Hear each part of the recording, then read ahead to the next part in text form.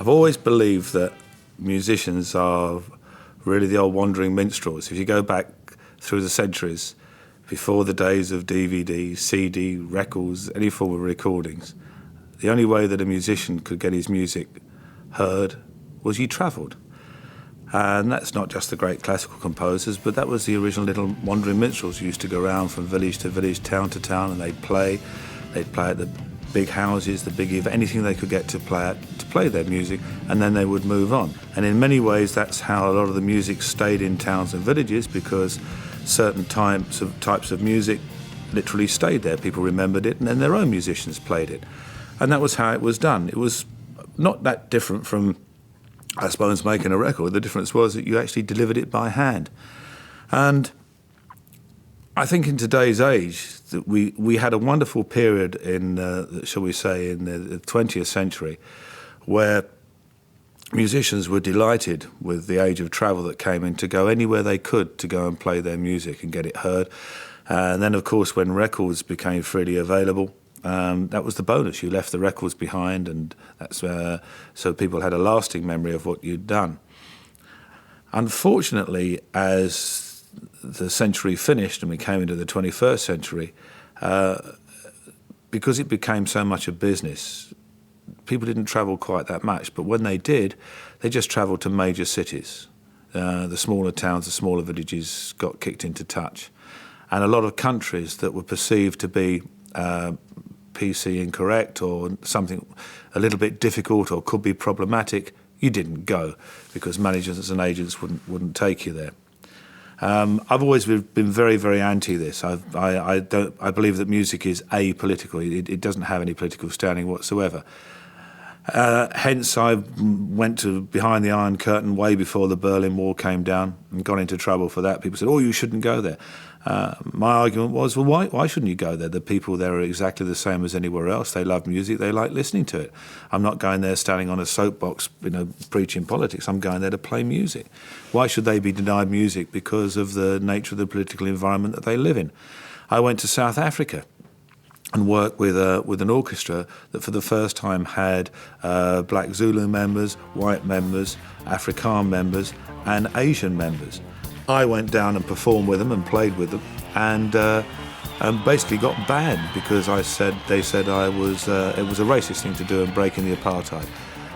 And you sort of scratch your head and go, if you're going down there playing music with black, white, Asian, whatever, and you're having a great time and you're helping to bond people together, how the hell can that be detrimental? And the answer is because when politics become involved, they actually don't care about anything.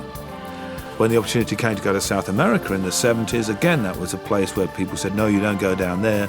Not only will you not get paid, you're likely to get shot. It's all horrible. It's banana states and all this thing. I went down and I had the most fantastic time. I was one of the first people to go down there in 75, and I've been going ever since. And now it's deemed as perfectly normal to go there. The argument basically is that people are the same the world over. If they like music, music is a thing for healing, it's a thing for bringing people together. There's not very many things in the world where you can have an audience of people which could contain anything from a bank manager to a dustman to somebody who's out of work, to somebody who's very ill, to somebody who's very young. You can have all sorts of people, but it doesn't matter because they're all there being linked by the one thing, which is music.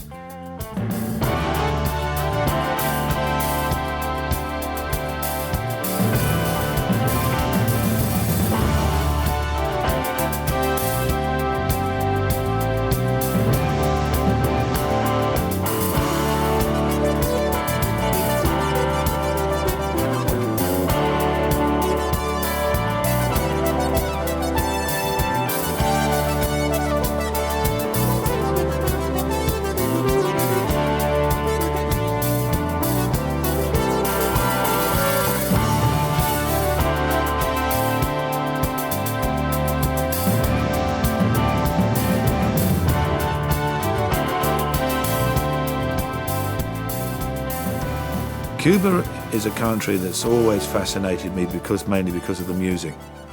I've always thought the musical side of things that country produces is quite unique. Latin American rhythms, I know they're Caribbean, but Latin American rhythms, which is obviously which is where the influence of things come from, it's different in every country. They have different rhythms, even though people might say, oh, it's all Latin. Cuban rhythms especially are, quite phenomenal. And because of the nature of the environment out there, it's not been influenced very much, if hardly at all, by any outside sources, especially from the Western world. So I have tried over the years to go there, funny enough, to go there and play, but it's always been very difficult because there's not really any promoters that deal with you to take you out there. You do sort of tend to hit a few brick walls, and agents these days, anything that's likely to take more than one phone call, they're not actually particularly interested in doing. By pure chance, at the music festival in Lugano 2 or 3 years ago, I met with a guy who just happened to say to me, do you fancy going to Cuba? And I sort of laughed and said, what brought that up? And he said, well, I have a friend who's involved with a children's hospital down there for children with cancer. And he sponsors it and looks after it. He's married to a Cuban lady, lives down there, he's Swiss, and he's looking for as much as he can to try and help, not so much promote what he's doing down there, but just make awareness and anything that can do to help.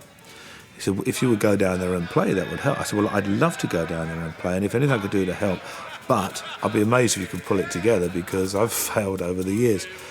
To cut a long story short, he achieved just that between them, and obviously we ended up in Cuba, and it was everything that I'd hoped it would be.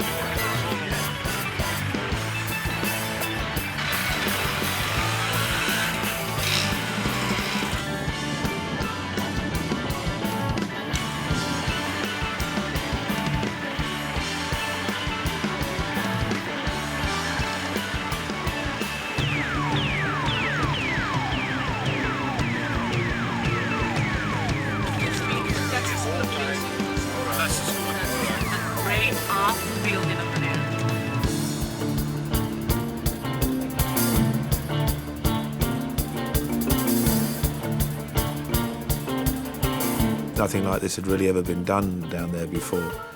So, you had to have understanding of how tricky it was going to be for them and how tricky for us. What was amazing was that every stop that was possible was pulled out, and not only did we better looked after and had as good of equipment, if not better, than you get in most places. It showed up a lot to me of how the industry used to be when you went to visit somewhere. You were thrilled to be there, and they were thrilled to have you, which lifted the whole thing up even more. It wasn't a business. We were there for the music, and people came to hear us because of the music. And obviously, hopefully, the hospital at the end of the day benefits. The downsides are, of course, when anybody does anything that slightly breaks away from the norm that people expect, people draw their own conclusions.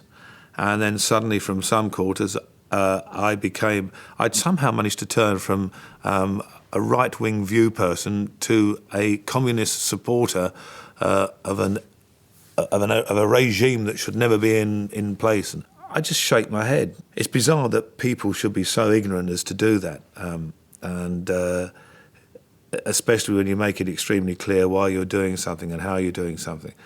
But unfortunately, people only want to see what they want to see, and it's a matter of if you can ride the storm out, so that, as they lovingly say, truth will out.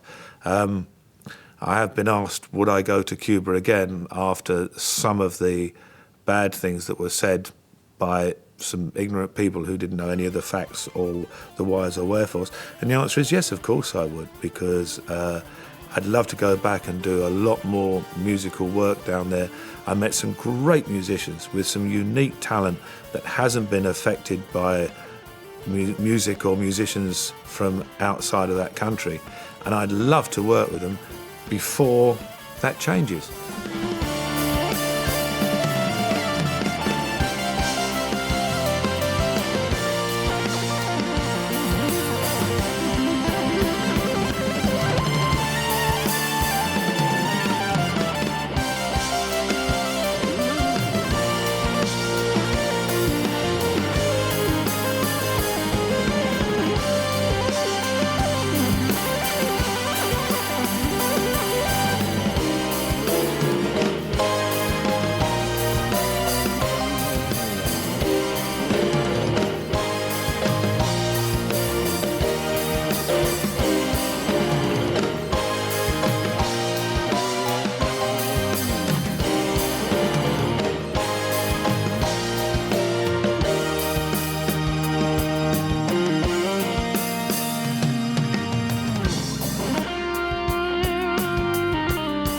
One of the questions that I was asked before I left was by people, do you reckon you'll get to meet Fidel Castro? Well, I mean, obviously the answer was no. I didn't expect to get to meet any high officials or anything like that. What was quite amazing was that it was actually quite the opposite. Met the Minister of Culture, all the ministers to do with music. We were taken to see all the musical institutions, which is the areas that I'm interested in. And surprisingly, a lot of people have asked me, did people try to tell you how wonderful the regime was and what it did? And the interesting thing was, politics was never brought up at all. People have freedom to say what they wanted to say and do. It wasn't quite what I'd been told it was like. You could discuss anything that you wanted to. All they wanted to talk to me about was music and how the arts had progressed and what they were trying to do. And then one night I was asked would I like to go and hear Fidel Castro's, one of his speeches. So it's something that's a unique opportunity for somebody who comes from the West. So I said, yes, please. And we went along.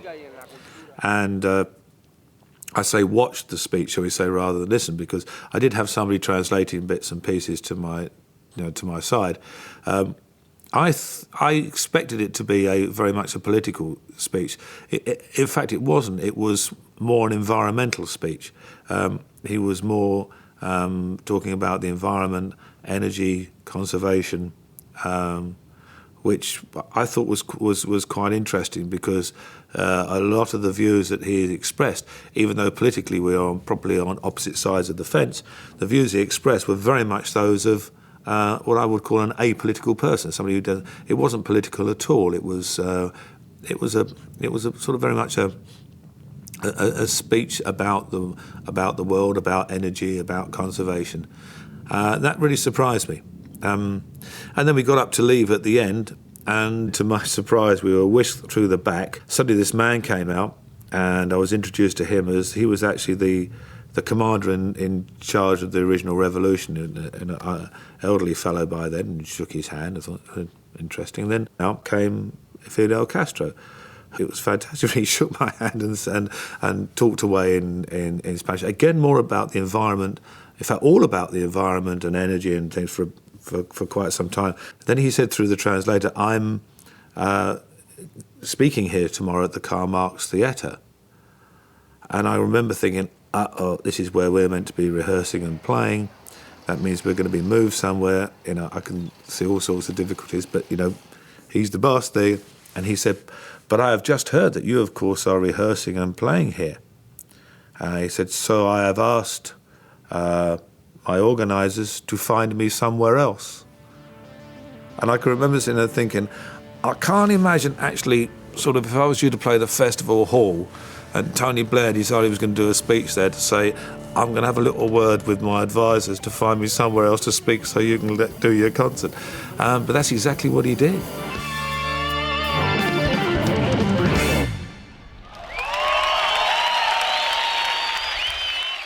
The band is quite a different lineup for this time round, and that sort of all stemmed from the Out There tour from last year, where literally the day before we opened the tour, we had a personnel change, which actually worked out fantastically. In fact, I don't know why it wasn't that lineup in the first place, which was the return of the great singer Ashley Holt, who was with me during the glory era of Journey to the Centre of Earth and King Arthur and all the great tours of the 70s, whose voice is as good, if not better, than it ever was there. Come, life or death, Arthur cried. More dread the traitor he spied. He smote him into the ground, where he fell without sound, and in rage lunged at Arthur, who fell.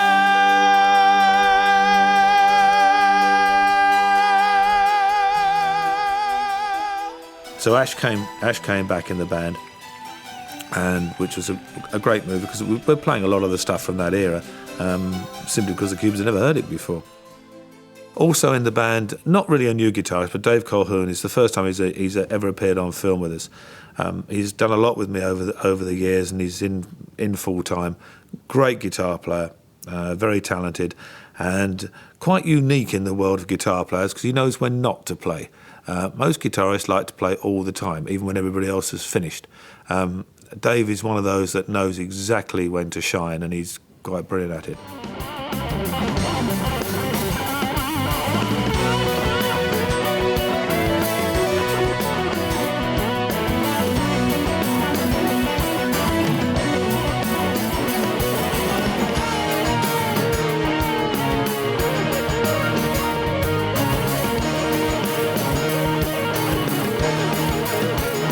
We had a slight problem shortly before the tour started, which was my drummer, Tony Fernandez, who's been with me since 1975, has asked me to say officially on record that he broke his shoulder and arm whilst saving 3 women from being mugged in a street in Portugal, where he rushed to their aid and fought off all these muggers and single-handedly. And that ended up with a dislocated shoulder and a broken arm. The truth is actually that he fell off a ladder while he was watering his hanging baskets outside his house. But it left us with a huge problem, because the music's not easy to play.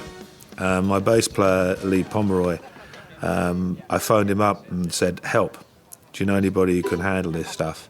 And he said, "I know the very man. His name's Ashley Sohn, and he'll do a great job."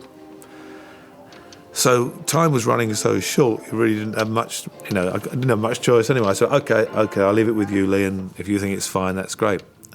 And the quite terrifying thing was that I met Ash for the first time at the airport to fly to Cuba. We had no rehearsals in the UK whatsoever.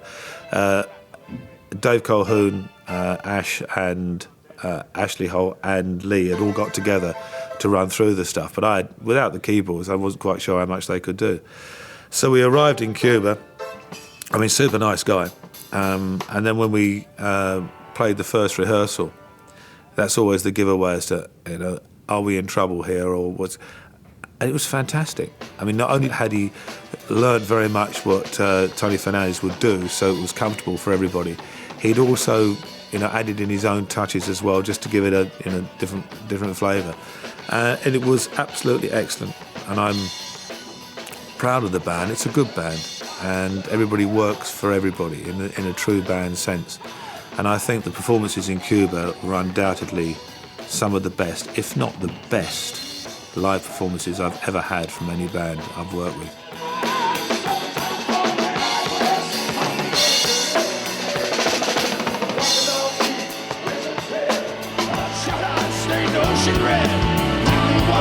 The victor's pride, dream and fight the Lord, cry and praise God, praise God, praise God, praise God. Obviously, one of the things that we really wanted to do while we were down there was to go to the institute that looked after the hospital and also visit the hospital itself.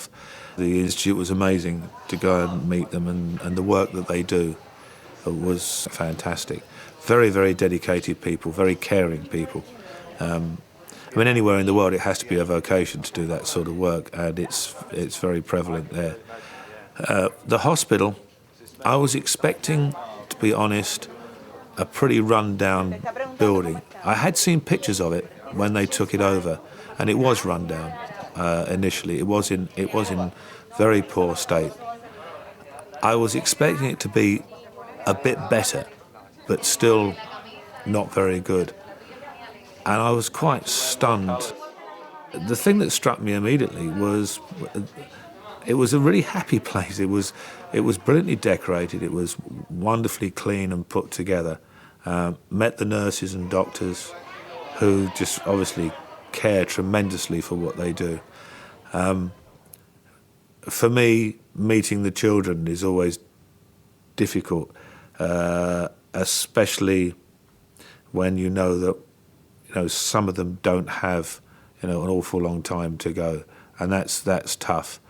What was tremendous was the success rate they have, the recovery rate they have, which appears to be much, much higher than almost anywhere else in the world. They are certainly incredibly advanced in their treatment of cancers, especially in children.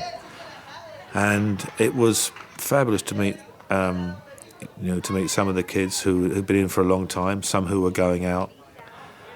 Tough to meet those that you were made aware that wouldn't go out. But having said that, just see the wonderful treatment and what they're getting was tremendous. And the ideas and things that they do, they had clowns in there performing, and they have little shows for the kids and put them all together. And if you watched how much those kids enjoy, you realise they're just perfectly normal kids. They just happen to have just a dreadful problem, which, thanks to these people, will go away in many, many cases.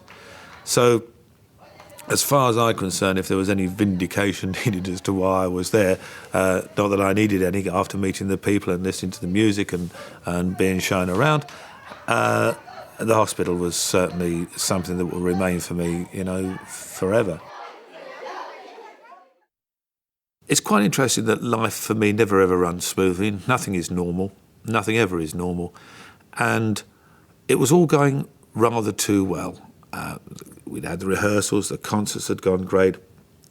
And then I was told that the aeroplanes that fly to Mexico are obviously a much smaller size than the aeroplanes that fly intercontinental. And my flight cases wouldn't actually fit on the aeroplanes.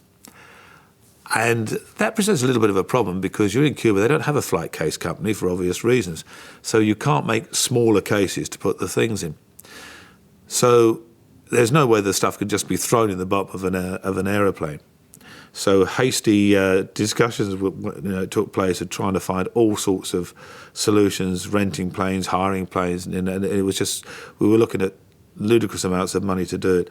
And the Cuban people came up with this idea of making crates. And they actually made these fantastic crates overnight, which we carpeted to wrap all the stuff up in, to get us and all the equipment into Mexico, which worked fantastically well. The only minor problem at the end of the day was everything arrived, except that we'd obviously arrived in Cuba with 16 flight cases, and we ended up in Mexico with 26 flight cases, but with a carnet that showed we had 16 suitcases. So in fact, even when we went on to Costa Rica, all the equipment stayed in Mexico, and we ended up in Costa Rica eventually with no equipment, and it all very happily came back to the UK. But I have to say again, what was fantastic was we had logistical problems of how to get the gear out, but even though there was no precedent of how to do it, between my crew and the Cuban people and authorities, somehow managed to get all these crates and cases and everything made, so that it could work to get us out, and in fact organised a plane for us to get it out. It was really like, it all comes back to the music. Everybody wanted it to work. everybody wanted to be as friendly and helpful as humanly possible. It wasn't a business operation. Nobody was saying, oh, that'll cost this, that'll cost that.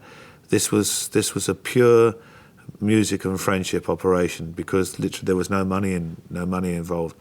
And that really made it very pleasant and very, very palatable. And you often wondered if you'd have been sitting in the Western world with a similar sort of problem, without a bundle full of credit cards, you probably wouldn't have got anything done.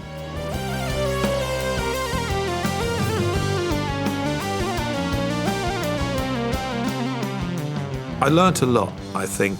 You know, I think the only way to learn about a country is to meet the people. And I felt the same when I went to the old USSR many, many years ago, when we were told that the Russian people were huge enemies, dangerous, nasty. But I went there and found them the loveliest people in the world. And I thought, if this is a threat to the West, then, you know. And I've always become since then the person that if you want to know a country, go and meet the people in their country and then make your decisions. And don't for the life of you believe what anybody tells you. And I have to say Cuba comes absolutely under that category. I've been asked by loads of musicians since I've been back, well, what was it like? Would you recommend going down there? There's a few things that have to be made clear. First of all, you're not going down there to earn money. You're going out there to perform. Therefore, if you can get sponsorship to get yourself out there, or you're going to make some music while you're out there, which you can produce something that's going to cover your cost of doing it, that's fine. Don't go out thinking you're going to sell merchandise and things, because you're not. Also, when you're ever visiting another country, you can't get mixed up with any politics or personal views. You're there as a musician.